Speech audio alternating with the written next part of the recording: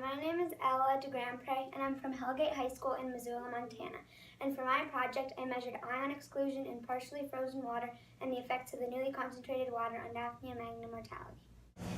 Toxic metals in the forms of ions can be washed into bodies of water, and when they reach certain concentrations, can be extremely toxic for aquatic life. It's very important to understand how these concentrations of ions change throughout the year and how they affect aquatic life. From this topic, there are 3 studies conducted. The first, the Clark Fork River study, was used to determine if ion concentrations increased during ice formation because of exclusion. The results from that study are shown in this graph here. As you can see, all of the concentrations of ions increased throughout ice formation. And the 2 most increasing ions were copper and zinc, which is especially scary because those are 2 of the most toxic. The second study, the lab study, was used to determine how different ions partition differently, and is shown here in this graph. So the percentage of the ion retained in ice was compared to the ionic radii, and as you can see, as the ionic radii increases, the percent of the ion retained in ice decreases, and it's a strong correlation.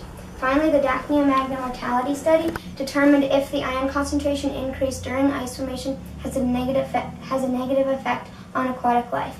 So the Daphnia magna, which are zooplankton, were introduced to ion concentrations measured from the Clark Fork River study, but from before and after ice formation, and the mortality was compared in these groups along with control. And there's very low mortality in the control group. In the normal concentrations, there was an increased mortality because the Clark Fork River is affected by mining already, but the concentrations from during ice formation showed an extremely high mortality, and supports the hypothesis that an increase in ion concentrations during ice formation has a negative effect on aquatic life. So there were 3 conclusions from this study. The first was that ion concentrations in rivers do increase during ice formation. The second was that larger ions are excluded from ice more than smaller ions, and we can use the equation determined from this to help predict how different ions increase during ice formation. And finally,